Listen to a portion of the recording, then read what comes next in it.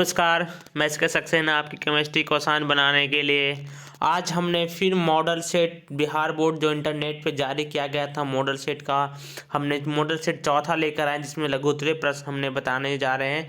यहाँ पे आपको सबसे पहले बता दें कि ये वीडियो ही बिल्कुल आपके एग्जाम बेसिस पे आधारित हुआ, क्योंकि बोर्ड में जो क्वेश्चंस बनने वाले बोर्ड एग्जाम में यहीं से क्वेश्चंस बनेंगे, है ना। तो इस वीडियो को जरूर अंत तक जरूर देखें, है ना, जिससे आपको एग्जाम हॉल में फ़ायदा होने वाला होगा। चलिए, आप सबसे पहले आप हमारे चैनल को सब्सक्राइब कर दीजिए, बिलियन केमिस्ट्री पॉइंट नवादा। अगर इस का आपको पीडीएफ चाहिए तो आप हमारे Telegram channel billion chemistry point Nawada से भी आप यहां से जुड़ सकते हैं। ये बहुत ही अच्छे चैनल हैं जहां पे आपको अच्छी अच्छी वीडियो एग्जाम के पॉइंट ऑफ व्यू से मिलते हैं। तो चलिए, क्वेश्चंस को अगर कोई और प्रॉब्लम हो आपको तो इस नंबर पे आप व्हाट्सअप भी कर सकते हैं, यहाँ से भी आप पीडीएफ आप ले सकते हैं। तो चलिए क्वेश्चंस को शुरू करते हैं। क्वेश्चन नंबर फर्स्ट क्या कह रहा है? क्वेश्चन नंबर फर्स्ट कहता है कि आयनिक क्रिस्टल के मुख्य गुणों को लिखें। यानी जो विद्यार्थी आयनिक क्रिस्टल होते हैं, जो आयनिक क्रिस्टल होते हैं उसके मुख्य गुण को लिखना है। आपको मुख्य गुण को लिखना है कि इसके मुख्य गुण कौन कौन से हैं। चलिए देखते हैं कि क्या लिखा हुआ है। कहता है कि आयनिक क्रिस्टल के मुख्य गुण निम्नलिखित हैं। यानी कि आयनिक क्रिस्टल के बहुत सारे गुण होते हैं, तो हमने आपको 3 गुण यहाँ मेनली जो है उसको लिखकर हमने दिखाया है। पहला गुण क्या कह रहा है कि आयनिक क्रिस्टल में धनायन और ऋण आयन होते हैं। आयनिक क्रिस्टल 2 चीज से बना, तो एक धन आयन और एक ऋण आयन से बना होता है आयनिक क्रिस्टल। पहला पॉइंट क्लियर हुआ। क्वेश्चन दूसरा पॉइंट क्या कह रहा है? दूसरा पॉइंट कह रहा है कि आयनिक क्रिस्टल का गलनांक एवं क्वथनांक कुछ होता है। देखो विद्यार्थी, जो आयनिक क्रिस्टल होते हैं उसका जो गलनांक होता है और उसका जो क्वथनांक होता है वो भी काफ़ी उच्च होता है ना। गलनांक और क्वथनांक काफ़ी उच्च होते हैं आयनिक क्रिस्टल के। तो ये दूसरा पॉइंट भी आपको क्लियर हो गया होगा, दूसरा पॉइंट। तीसरे पॉइंट पे आते हैं। तीसरा पॉइंट क्या कह रहा है कि आयनिक क्रिस्टल में शॉटकी या फ्रैंकल दोष होते हैं। हमने आपको पढ़ा रखा है कि आयनिक यहाँ पे जो शॉटकी दोष होते हैं प्यारे विद्यार्थी, और यहाँ पे जो फ्रैंकल जो दोष होते हैं इन दोनों किस में पाया जाता है? तो ये आयनिक ठोस में पाया जाता है। ये आयनिक ठोस में पाया जाने वाला है। तो क्वेश्चन नंबर 1 का तीनों पॉइंट क्लियर हो गया।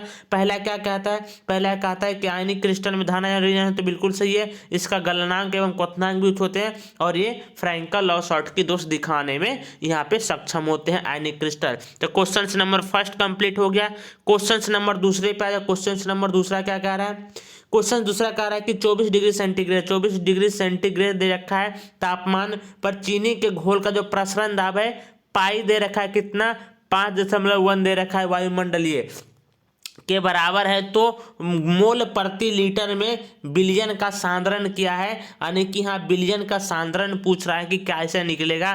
तो हम यहाँ पे बना रखे हैं आपके लिए। हमने लिखा है कि दिया गया है तापमान कितना दे रखा है? 24 डिग्री सेंटीग्रेड दे रखा है। इसको केल्विन में बदलेंगे तो कितना आएगा? 297 केल्विन के बराबर आने वाला है। इसी में कहता है प्रसरण दाब। प्रसरण दाब क्या है? तो प्रसरण दाब कितना दे रखा है क्वेश्चन में? 2.51 दे रखा है। यहाँ पे वायुमंडलीय दे रखा है प्रसरण दाब। यहाँ पे समीकरण क्या कहता है? प्रसरण दाब बराबर फॉर्मूला होता है पाई बराबर CRT। पाई बराबर CRT एक फॉर्मूला होता है। तो यहाँ पे दिख रहा है समीकरण में मान रखने पर, यानी जो भी डाटा दिया गया उसको समीकरण में मान रखेंगे। तो प्रसरण दाब कितना दे रखा है? प्रसरण दाब क्वेश्चन में दे रखा है कितना? 2 यहाँ पे 51 इक्वल टू, यहाँ पे सांद्रण आपको निकालना है। तो सांद्रण को हमने ज्यों का त्यों छोड़ दिया है। इसी में आगे क्या कह रहा है कि R का मान पता है सबको कि R का जो मान होता है वो 0.0821 होता है litre ATM mole inverse kelvin inverse होता है। तो R का मान 0.0821, यहाँ पे टेम्परेचर को केल्विन में रखना है जो कि 297 केल्विन आया। इससे जब कैलकुलेशन करेंगे तो C का जो मान आएगा 0.1029 के करीब आएगा। यानी कि बिलियन का जो सांद्रण होने वाला है, बिलियन का सांद्रण कितना आएगा? 0.1029 के करीब आने वाला है बिलियन के सांद्रण। तो यहाँ पे क्वेश्चन नंबर दूसरा भी कंप्लीट हो गया होगा। चलिए क्वेश्चन नंबर तीसरे पे चलते हैं। क्वेश्चन नंबर तीसरा क्या कहता है कहता है विद्युत रासायनिक तुल्यांक क्या है, यानी कह रहा है कि विद्युत रासायनिक तुल्यांक क्या है, आपको परिभाषित करना है। पूछ रहा है विद्युत रासायनिक तुल्यांक क्या है, तो क्वेश्चंस को पढ़िए और समझिए क्या कहता है कि किसी इलेक्ट्रोड पर 1 एम्पीयर की धारा प्रवाहित करने पर जो एकत्रित भार होता है उसे विद्युत रासायनिक तुल्यांक कहते हैं। यानी कि जो मेरा इलेक्ट्रोड होता है ये फैराडे के प्रथम नियम में आता है, जो कांस्टेंट यानी कि W सीधा समानुपातिक क्या होता है चार्ज के, यहाँ पे जो सीधा समानुपाती को हटाते तो एफ आता है, यहाँ पे क्यू, तो यहाँ पे एफ क्या होता है, ये तो है ना विद्युत रासायनिक तुल्यांक, किसी को कहते हैं विद्युत रासायनिक तुल्यांक। तो इसको डिफाइन कैसे करते हैं, यहाँ पे जो क्यू बराबर जो होता है आई टी यानी कि जो एम्पियर होती है धारा, उस समय को क्या करते हैं हम लोग यूनिटी मानकर चलते हैं, इकाई पे निकालते हैं। यहाँ पे वही कहता है कि किसी इलेक्ट्रोड पर 1 एम्पियर की धारा 1 सेकेंड तक, यानी समय कितना है, धारा का आई का मान कितना है 1 एम्पियर है, और समय कितना है टी कितना है, ये भी 1 सेकेंड है। तो इस टाइम में जो हमें द्रव्यमान जमा होता है उसी को हम लोग क्या कहते हैं, विद्युत रासायनिक तुल्यांक, यानी जेड उसी को बोलते हैं विद्युत रासायनिक तुल्यांक के नाम से इसे जानते हैं। तो क्वेश्चन नंबर 3 भी कंप्लीट हो गया होगा। क्वेश्चन नंबर 4 पे आया। क्वेश्चन 4 क्या कह रहे हैं कि भौतिक अधिशोषण और रासायनिक अधिशोषण में मुख्य अंतर क्या है। भौतिक अधिशोषण और रासायनिक अधिशोषण में अंतर को लिखना है, ये क्वेश्चन पूछ रहा है। तो हमने क्या लिखा है, हमने लिखा है कि भौतिक अधिशोषण और रासायनिक अधिशोषण में निम्नलिखित अंतर है। एग्जाम में क्वेश्चन आए तो इसी प्रकार से आपको लिखना है ना, कि भौतिक अधिशोषण और रासायनिक अधिशोषण में निम्नलिखित अंतर है, और नीचे 2 कॉलम बना देना है, नीचे 2 कॉलम बना देना है। एक तरफ लिखना है भौतिक अधिशोषण, दूसरी तरफ लिखना है रासायनिक अधिशोषण। तो इस प्रकार से एग्जाम में लिखिएगा तो बेटर माना जाएगा, है ना। तो भौतिक अधिशोषण और रासायनिक अधिशोषण हमने 2 कॉलम में लिख रखा है। भौतिक अधिशोषण क्या होता है, इसमें अधिशोषक और अधिशोष के बीच जो बल होता है, कौन सा बल होता है, वैन डर वाल बल होता है। यानी भौतिक अधिशोषण में वैन डर वाल बल होती है, जबकि रासायनिक अधिशोषण में हमें रासायनिक अधिशोषण में अधिशोषक और अधिशोष के बीच यह रासायनिक बंधन पाया जाता है। यानी कि देखो विद्यार्थी क्या होता है, जैसे मेरा एक सरफेस है, यहाँ पे कोई अधिशोषक आया है अधिशोष होने के लिए, तो इन दोनों के बीच जो यहाँ पे जैसे 2 मेरे पास एक यहाँ पे रखा एक सरफेस ये है, यानी इन दोनों सरफेस के बीच क्या होगा, इन दोनों सरफेस के बीच यहाँ पे वैन डर वाल बल लगेगा भौतिक अधिशोषण में। यही जब बात हम लोग करेंगे, यही बात करेंगे रासायनिक अधिशोषण में, तो ये मेरा 2 सतह है, यानी इन दोनों सतह के बीच रासायनिक बल होगा, रासायनिक बल, तब हम लोग बोलेंगे उसको रासायनिक अधिशोषण है। तो पहला पॉइंट क्लियर हो गया कि अधिशोषक जो होता है, मान लेते ये क्या है, अधिशोषक की क्या है, अधिशोष है। दोनों के बीच अगर वैन डर वाल बल है तो ये भौतिक अधिशोषण कहलाएगा, अगर रासायनिक बंधन है तो यहाँ पे रासायनिक अधिशोषण कहलाएगा, है ना। क्वेश्चन नंबर 1 क्लियर हो गया। पॉइंट दूसरा नंबर क्या आता है कि भौतिक अधिशोषण उत्क्रमणीय प्रकृति की होती है, यानी कि भौतिक अधिशोषण रिवर्सिबल प्रकृति का होता है, यानी भौतिक अधिशोषण रासायनिक यहाँ पे एक उत्क्रमणीय प्रोसेस होता है, रिवर्सिबल प्रोसेस होता है, जबकि यहाँ पे क्या रहा है रासायनिक अधिशोषण एक अनुत्क्रमणीय अभिक्रियाएं होती है, अनुत्क्रमणीय प्रोसेस होता है।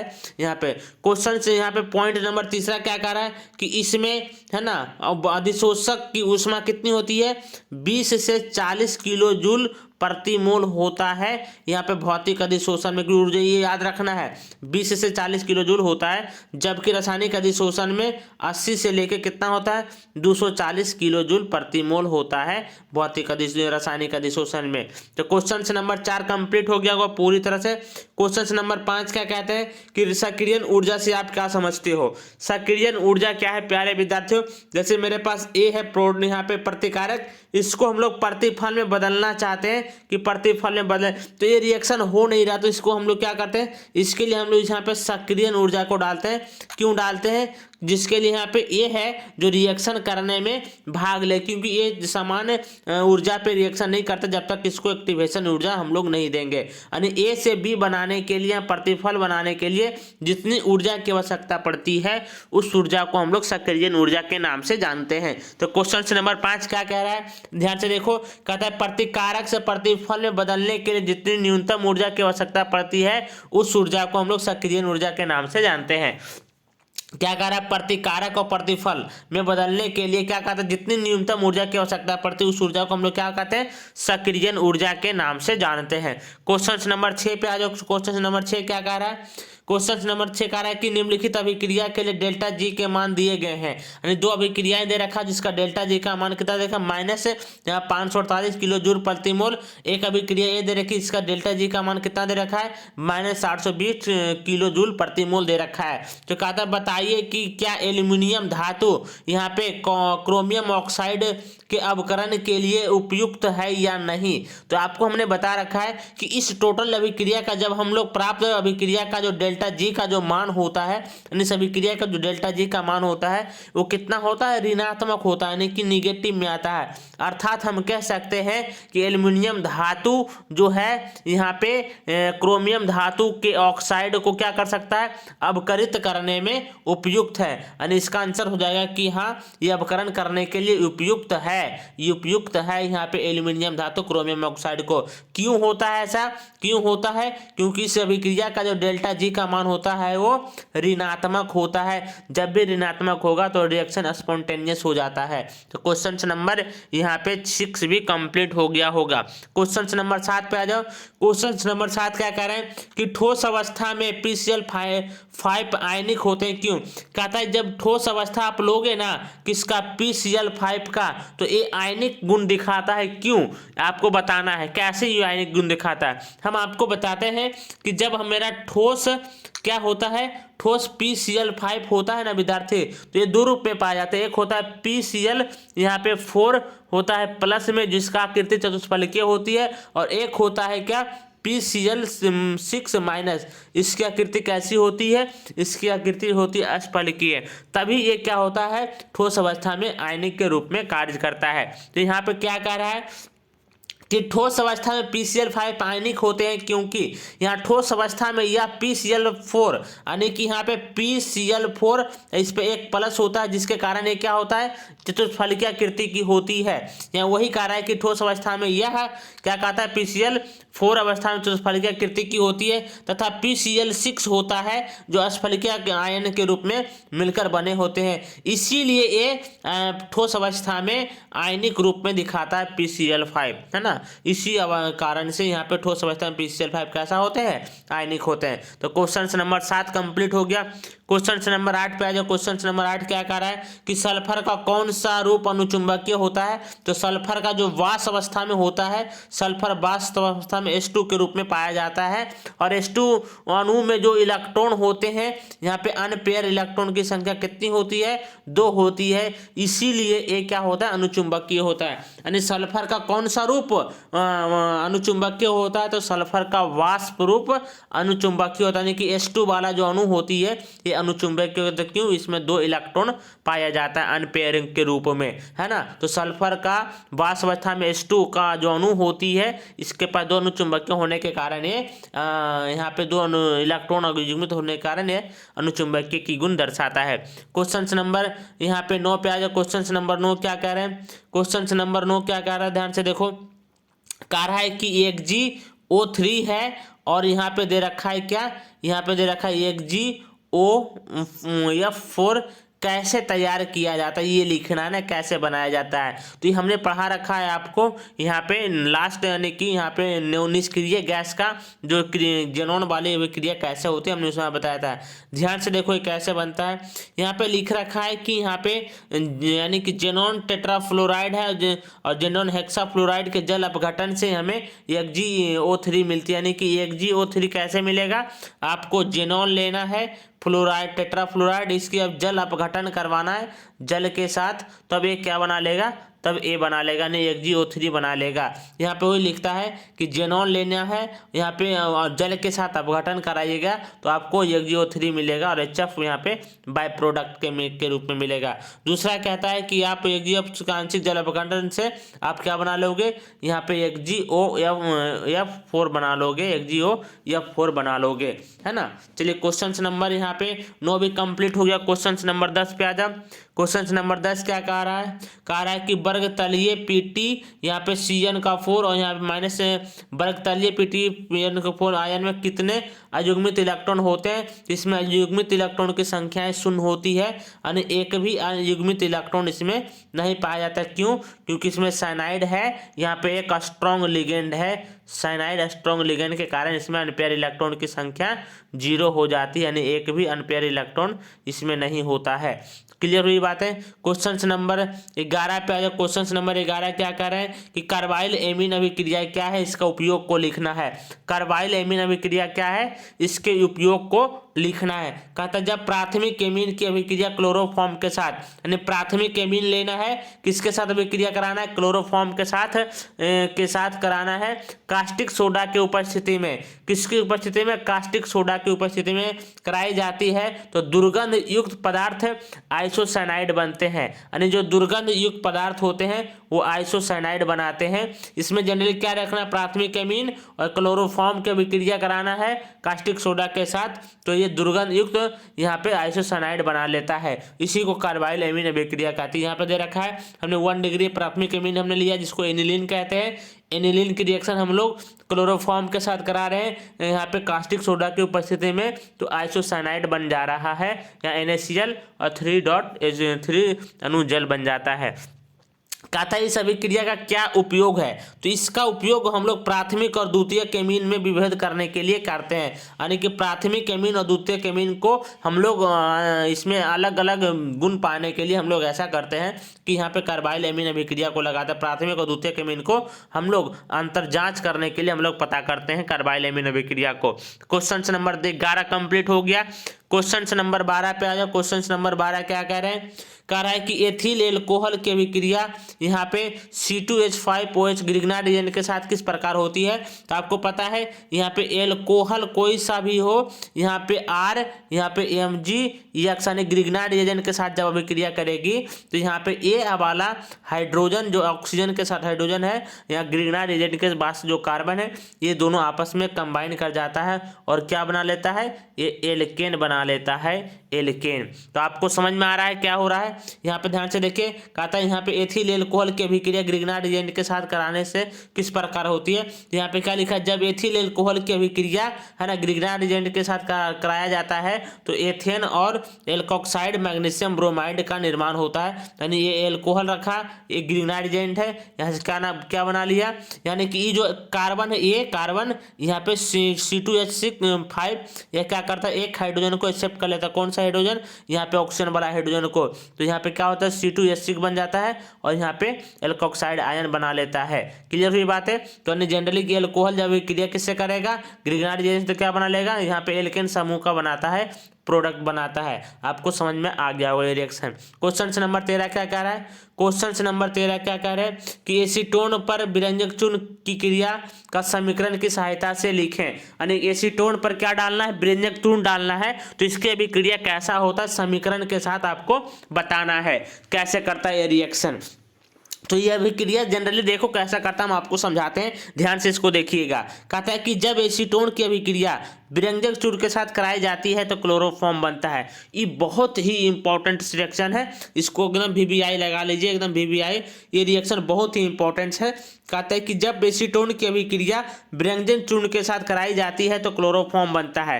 क्लोरोफॉर्म बनता है प्यारे विद्यार्थियों जब भी आप यहाँ पे विरंजक चूर्ण लेंगे और किसी भी आप एसीटोन के साथ अभिक्रिया कराओगे तो क्लोरोफॉर्म बना कर देगा। ये रिएक्शन जनरली 3 चरण में संपन्न होती है, यहाँ पे लिखा गया है। ये रहा विरंजक चूर्ण, इसको सबसे पहले हम लोग जल के साथ अभिक्रिया कराते हैं। विरंजक चूर्ण की अभिक्रिया जल के साथ कराई जाती है, यहाँ पे कैल्शियम हाइड्रोक्साइड बनता है और क्लोरीन गैस बनती है। पहला स्टेप यही रिएक्शन होता है। सबसे पहले क्लोरोफॉर्म या विरंजक चूर्ण जो होती है जल के साथ अभिक्रिया करती है तो उसको कैल्शियम हाइड्रोक्साइड बनाता है और यहाँ पे क्लोरीन गैस बाहर निकालती है। जब यहाँ क्लोरीन अब पुनः किससे अभिक्रिया करता है? एसीटोन से। अब आएगा एसीटोन, अब आया एसीटोन क्लोरीन के 3 अणु के साथ रिएक्शन किया तो यहाँ क्या बना लिया, ये बना लिया ट्राइक्लोरो एसीटोन बना लिया। यानी कि इसका जो हाइड्रोजन है, 3 हाइड्रोजन इस ग्रुप का, जो इस मिथाइल ग्रुप का तीनों हाइड्रोजन यहाँ क्लोरीन के तीनों हाइड्रोजन से HCl बाहर कर लेगा, यानी ये ट्राइक्लोरो एसीटोन बना लिया। अब देखो रिएक्शन कैसे करेगा, अब आएगा ट्राइक्लोरो यहाँ पे एसीटोन, अब ये रिएक्शन करेगा, ये बचा हुआ क्या रह गया था, यहाँ पे कैल्शियम हाइड्रोक्साइड बचा रह गया था, तो इससे ये अभिक्रिया करने वाला है। जब ये दोनों अभिक्रिया आपस में करेगा, ये दोनों अभिक्रिया, तो ये बनाता है क्या, क्लोरोफॉर्म बनाता है, और यहाँ पे कैल्शियम एसीटेट का निर्माण करता है। ये रिएक्शन बिल्कुल ही आसान है, आप गौर से देखिए। फर्स्ट स्टेप में बेंजक चूर्ण जल के साथ अभिक्रिया किया तो क्या बना लिया, ये बना लिया calcium hydroxide chlorine gas. Chlorine gas reaction किससे करता है, एसीटोन के साथ करता है, तो ट्राइक्लोरो एसीटोन बनाता है, तो 3 अणु HCl बनाती है। अब यहाँ पे कैल्शियम हाइड्रोक्साइड पहले बचा रह गया, तो ये अब रिएक्शन ए करेगा, है ना, ट्राइक्लोरो एसीटोन के साथ रिएक्शन करने पे क्लोरोफॉर्म बनाता है और कैल्शियम फॉर्मेट एसीटेट का निर्माण करता है। क्लियर हुई बात है। 13 नंबर क्वेश्चन समझ में आया। क्वेश्चन नंबर यहाँ पे 14 पे आ जाओ। क्वेश्चन नंबर 14 क्या कह रहा है कि बेकेलाइट पर संक्षिप्त टिप्पणी को लिखना है, यानी बेकेलाइट पर संक्षिप्त नोट लिखिए कि बेकेलाइट क्या होता है, कैसे बनता है, इसका क्या क्या उपयोग है, संक्षिप्त रूप में आपको लिखना है।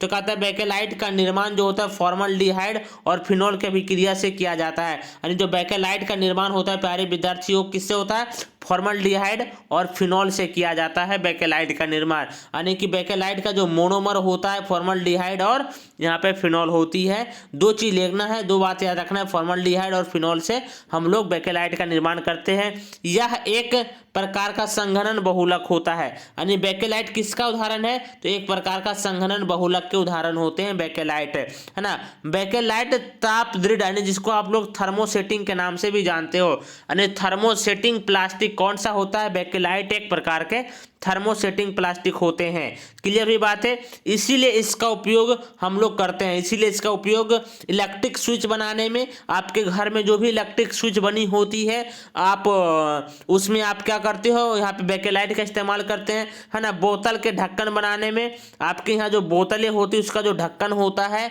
वो बेकेलाइट का बना होता है। बर्तनों में, हत्थे बनाने के इत्यादि में, यानी कि आप जो प्रेशर कुकर देखते हो उसमें जो पकड़ने वाला रहता है ना, जिसमें डंडे में ब्लैक कलर का लगा हुआ रहता है, वो क्या होता है, थर्मोसेटिंग के उदाहरण है, यानी वो बेकेलाइट का बना होता है ना। आपके घर में कुकर, प्रेशर कुकर में आपको मिल जाएगा ऐसा देखने को लिए, है ना, जो ब्लैक कलर का होता है लगा हुआ उसके डंडी में, जिससे आप लोग पकड़ते हो, है ना, वो बेकेलाइट का बना होता है। तो बेकेलाइट मुख्यतः फॉर्मल्डिहाइड, फिनोल और फॉर्मल्डिहाइड से बनती है ना। इसका अभिक्रिया से एक संघनन बहुलक है, ये थर्मोसेटिंग प्लास्टिक होती है, हाँ, इसीलिए इसका हम लोग इलेक्ट्रिक स्विच, बोतल और बर्तन के हत्थे में करते हैं। क्वेश्चन नंबर 14 भी कंप्लीट हो गया। क्वेश्चन नंबर 15 पे आ जाओ। क्वेश्चन नंबर 15 क्या कह रहा है कि साबुनीकरण क्या होता है। साबुनीकरण क्या होता है, बहुत ही आसान सवाल है, बहुत ही आसान लड्डू सा सवाल है कि साबुनीकरण क्या होता है ना। ध्यान से देखो, ये क्या कहता है कि वनस्पति तेल एवं वसा लेना है। क्या लेना है, वनस्पति तेल लेना है और वसा लेना है। वनस्पति तेल और वसा का क्षार द्वारा जल अपघटन की क्रिया के फलस्वरूप साबुन तथा ग्लिसरॉल बनता है। इस अभिक्रिया को क्या कहते हैं, साबुनीकरण कहते हैं। एक क्लास 10th में भी आप पढ़े होंगे कि साबुनीकरण क्या है, क्लास 10 में भी पढ़े होंगे ना, कि जब आपको वनस्पति तेल लिया जाता था, यानी जिसको सोडियम स्ट्रिएट कह के नाम से जानते हैं ना, कि साबुन किससे बनता था, सोडियम स्ट्रिएट लेते थे, यानी कि C17H35COO और Na लेते थे। यही तो है वनस्पति तेल, है ना, यही वनस्पति तेल है। और यहाँ पे क्या लेना है, वसा का किसके साथ अभिक्रिया करवाना है, क्षार के साथ अभिक्रिया कराना है, क्षार के साथ जल अपघटन कराना है, क्षार के साथ, तो जिस अभिक्रिया में साबुन बनता है और ग्लिसरॉल बनता है बाई प्रोडक्ट के रूप में, तो यह अभिक्रिया क्या कहलाती है, साबुनीकरण के नाम से जाना जाता है ना। तो क्लियर हो गया। क्वेश्चन नंबर 15 क्या कहता है।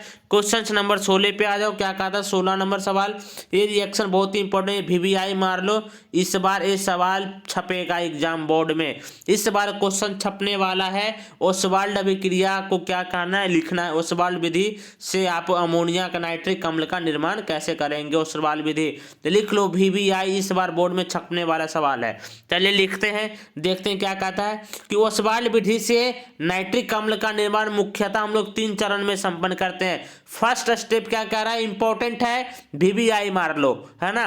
कहता है कि ओसवाल्ड विधि से HNO3 यानी नाइट्रिक अम्ल की अभिक्रिया मुख्यतः 3 चरणों में संपन्न होती है। कितने चरणों में? 3 चरणों में संपन्न होती है। इसमें देखो चरण फर्स्ट क्या कहता है, चरण फर्स्ट में क्या कर, ध्यान से देखो, कहता है कि अमोनिया ऑक्सीजन गैस के मिश्रण को हम लोग 800 डिग्री सेंटीग्रेड पर प्लेटिनम उत्प्रेरक की उपस्थिति में प्रतिक्रिया कराई जाती है तो नाइट्रिक ऑक्साइड बनाता है। बहुत ही इंपॉर्टेंट लाइन है कि अमोनिया लेना है, ऑक्सीजन गैस के मिश्रण के साथ 800 डिग्री सेंटीग्रेड प्लेटिनम उत्प्रेरक की उपस्थिति में विक्रिया कराई जाती है तो ये नाइट्रिक ऑक्साइड बनाता है, नाइट्रिक ऑक्साइड। ध्यान से देखो, रिएक्शन लिखा है कि अमोनिया है, ये ऑक्सीजन गैस से रिएक्शन किया तो नाइट्रिक ऑक्साइड बना लिया और यहाँ पे H2O बनाया है। चरण नंबर दूसरा क्या कहता है, चरण दूसरा कह रहा है कि नाइट्रिक ऑक्साइड का ऑक्सीकरण कराया जाता है, यानी नाइट्रिक ऑक्साइड का जब ऑक्सीकरण कराएंगे तो यहाँ पे क्या बन जाएगा, NO2 बन जाएगा, आपका NO2 बन जाएगा। नाइट्रिकरण के ऑक्सीजन से NO2 का निर्माण होता है। तो यहाँ पे नाइट्रिक ऑक्साइड हमने लिया है, ऑक्सीजन के साथ ऑक्सीकरण करवाया है तो क्या बन गया, ये NO2 बन गया। कहता है कि इसमें चरण तीसरा क्या कहता है, चरण तीसरा कहता है कि जब NO2 को जल के द्वारा प्रतिक्रिया कराई जाती है तो नाइट्रिक अम्ल बनता है। अब जाकर मेरा नाइट्रिक अम्ल कब, जब हमें NO2 को हमें किसके साथ अभिक्रिया कराना है, जल के साथ अभिक्रिया कराना है तो मेरा ये नाइट्रिक अम्ल बन गया और NO बाहर हो गया। ये बहुत ही इंपॉर्टेंट है, इसको आप याद रखिएगा। आपको याद रखना है कि जनरली 3 चरण में होती है। पहला चरण में अमोनिया गैस ऑक्सीजन से रिएक्शन करता है तो यहाँ पे नाइट्रिक ऑक्साइड बनता है। हम लोग नाइट्रिक ऑक्साइड को क्या करते हैं, ऑक्सीकरण करवाते हैं तो क्या बन जाता है, NO2 बन जाता है और NO2 का जब हम जल अपघटन करवाते हैं तो नाइट्रिक अम्ल बनाकर दे देता है। यानी ये मुख्यतः 3 चरण में अभिक्रियाएं संपन्न होती है। तो क्वेश्चन नंबर 16 पूरी तरह से कंप्लीट हो गया होगा सभी विद्यार्थी को। कमेंट बॉक्स में लिखिएगा, अगर समझ में 100% आया है तो कमेंट बॉक्स में जरूर छापिएगा इस क्वेश्चन को कि हाँ सर बिल्कुल हमें समझ में आ गया, फिर एग्जाम में तो हल्का मचा कर रख देंगे इस बार। क्वेश्चन नंबर 17 पे आ जाओ। क्वेश्चन नंबर 17 क्या कह रहे हैं, कह रहा है कि खनिज और अयस्क में क्या अंतर है, खनिज क्या है और अयस्क क्या है इसके बारे में बताना है आपको, है ना। तो चलिए क्वेश्चंस को देखते हैं, क्या हमने आंसर इसका देखते हैं। क्या लिखे हैं कि खनिज वह पदार्थ है, यानी खनिज वह पदार्थ है जिसे जमीन के नीचे से खुदाई करके प्राप्त किया जाता है। यानी खनिज जनरली जमीन के नीचे से हम लोग क्या करते हैं, उसे खुदाई करके निकालते हैं, उसे क्या बोलते हैं, खनिज बोलते हैं।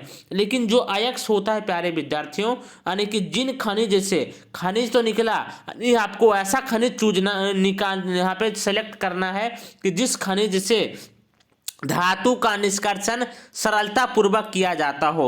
ये बात इंपॉर्टेंट है। आप खनिज निकाले हैं बहुत सारा, लेकिन आप उन खनिजों में से आप उसी को सेलेक्ट करेंगे, आप उसी को सेलेक्ट करेंगे जिससे धातु का निष्कर्षण आसानी से यानी सफलता पूर्वक यानी सरलता पूर्वक हो जाए, उसको हम लोग अयस्क के नाम से जानते हैं, उसी को हम लोग अयस्क के नाम से जानेंगे। यहाँ पे दूसरा क्या लिखा है कि सभी खनिज अयस्क नहीं होते हैं, यानी पूरा जो खनिज आप निकाले हैं वो अयस्क नहीं हो सकते हैं। अयस्क उसी को कहते हैं जिससे धातु का निष्कर्षण सरलता पूर्वक होता है। यहाँ पे वही लिखता है, जबकि सभी जो अयस्क हैं वो खनिज हो सकते हैं। तो क्वेश्चन नंबर 17 पूरी तरह से कंप्लीट हो गया प्यारे विद्यार्थियों, है ना। कि जमीन के जो नीचे से निकाला गया पदार्थ होता है उसको हम लोग क्या बोलते हैं, खनिज के नाम से जानते हैं। और जिस खनिज से आसानी से आपको मिल जाए धातु, उससे हम लोग अयस्क के नाम से जानते हैं। तो मेनली 17 नंबर क्वेश्चन भी आपको कंप्लीट हो गया होगा। क्वेश्चन नंबर 18 पे आ जाओ। क्वेश्चन नंबर 18 क्या कहते हैं, क्वेश्चन नंबर 18 क्या कह रहा है कि F2 का बंधन विखंडन ऊर्जा होता है क्लोरीन से कम क्यों होता है, यानी जो फ्लोरीन का बॉन्ड डिसोसिएशन एनर्जी होती है वो कम होता है क्लोरीन के बॉन्ड डिसोसिएशन एनर्जी से। ऐसा क्यों होता है तो आपको पता होगा प्यारे विद्यार्थियों, जो फ्लोरीन होता है, फ्लोरीन टू फ्लोरीन बॉन्ड, इसके पास 3 गो लोन पेयर होता है, 3 लोन पेयर होते हैं फ्लोरीन F2 में। यानी यहाँ पे जो दिख रहा है पहले नंबर तो इसका आकार बहुत छोटा होता है फ्लोरीन का, और प्लस में इसके ऊपर 3 गो क्या है, ये 3 गो लोन पेयर है। ये और परेशान करता है इसको कि यहाँ पे विकर्षण बल लगता है, क्योंकि इलेक्ट्रॉन इलेक्ट्रॉन के बीच विकर्षण बल लगता है दोनों तरफ से, जिससे इसका बॉन्ड क्या हो जाता है, ये बॉन्ड कमजोर हो जाता है और आसानी से टूट जाता है। यहाँ पे हमने वही लिखा है, यहाँ पे क्या लिखा ध्यान से देखो कि फ्लोरीन का बंधन विखंडन ऊर्जा क्लोरीन से कम होती है, क्योंकि फ्लोरीन का आकार छोटा होने के कारण कि इस पर जो इलेक्ट्रॉन उपस्थित रहता है, यानी इस पर उपस्थित इलेक्ट्रॉन में प्रतिकर्षण बल अधिक लगता है ना, जिससे बंधन विखंडन ऊर्जा का मान कम हो जाता है। यानी इस फ्लोरीन का आकार छोटा होने के कारण जो फ्लोरीन के ऊपर इलेक्ट्रॉन प्रेजेंट्स होते हैं, उपस्थित होते हैं, उसमें प्रतिकर्षण बल लगता है, जिससे क्या होता है, बंधन विखंडन ऊर्जा का मान कम हो जाता है ना। क्वेश्चन नंबर 18 कंप्लीट हुआ है, तो कमेंट बॉक्स में जरूर लिखिएगा यस सर कि क्वेश्चन नंबर 18 भी बिल्कुल समझ में आ गया है। क्वेश्चन नंबर 19 पे आ जाओ। क्वेश्चन नंबर 19 क्या कह रहे हैं, प्रथम कोटि के प्रतिक्रिया का जो वेग स्थिरांक दे रखा है, यानी कि यहाँ पे के का मान कितना दे रखा है, 0.05 यहाँ पे मिनट इनवर्स दे रखा है। प्रथम कोटि अभिक्रिया का वेग स्थिरांक का मान दे रखा है 0.005 मिनट इनवर्स प्रथम कोटि के लिए। कहता है इस प्रतिक्रिया का अर्धकाल समय निकाले, यानी कि टी हाफ पूछ रहा है कि टी हाफ कितना आने वाला है इस अभिक्रिया का। तो चलिए देखते हैं हमने क्या बना रखा है, कैसे बनाया है। हमने पहले लिखा कि दिया गया है, अगर एग्जाम में क्वेश्चंस मिले नॉमेरिकल्स तो आप इसी प्रकार से सॉल्व करेंगे, है ना, कि आपको जब एग्जाम में बनाने की बारी आए तो आप इसी प्रकार से बनाओगे कि दिया गया है, क्या दे रखा है, वेग स्थिरांक। यहाँ पे लिखा है वेग स्थिरांक कितना है, चला यहाँ पे दे रखा है कि 0.05 मिनट इनवर्स दे रखा है वेग स्थिरांक। यहाँ पे प्रथम कोटि का जो अर्धकाल होता है, फॉर्मूला क्या होता है, प्रथम कोटि के लिए टी हाफ इक्वल टू 0.693 बटा क्या होता है, के होता है। तो ही हमने लिखा है प्रथम कोटि अभिक्रिया का अर्धकाल क्या होता है, 0.693 बटा के होता है ना। अर्ध जीवन काल टी हाफ इक्वल टू क्या होता है, यहाँ के का मान लाकर पुट कर दीजिए, यानी जो के का मान यहाँ पे दे रखा है वेग स्थिरांक का मान नीचे, वहाँ क्या करना है, पुट कर देना है। यहाँ पे 0.693 बटा 0.05 दे रखा है, हमने पुट कर दिया।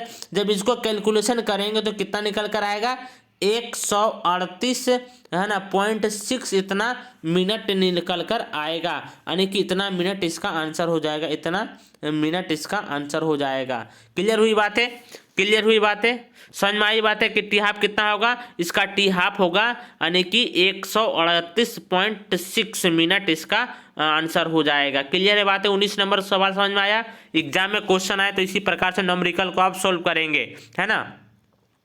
क्वेश्चन नंबर 20 पे आ जाओ। क्वेश्चन नंबर 20 क्या कह रहा है, क्वेश्चन नंबर 20 देखो कि साबुन के तनु और सांद्र विलयन की प्रकृति में क्या अंतर है। ये बहुत ही अच्छा सवाल है, आप इसको समझेंगे कि साबुन के तनु विलयन लेना है और एक बार साबुन के सांद्रित विलयन को लेना है कि इसमें क्या अंतर होने वाला है, आपको ये पूछ रहा है। तनु करने से साबुन के विलयन में क्या फर्क पड़ता है, सांद्रित विलयन में क्या फर्क पड़ता है। तो यह छोटा सा रीजन है, जब आप साबुन के विलयन को क्या करते हो, तनु करते हो, तो ये जो तनु विलयन होती है ये वास्तविक विलयन होता है। बहुत ही इंपॉर्टेंट बात है ये, यानी कि जो साबुन का जो तनु विलयन होता है वो कैसा बिहेव करता है, वास्तविक विलयन की तरह बिहेव करता है, वास्तविक विलयन की तरह बिहेव करेगा।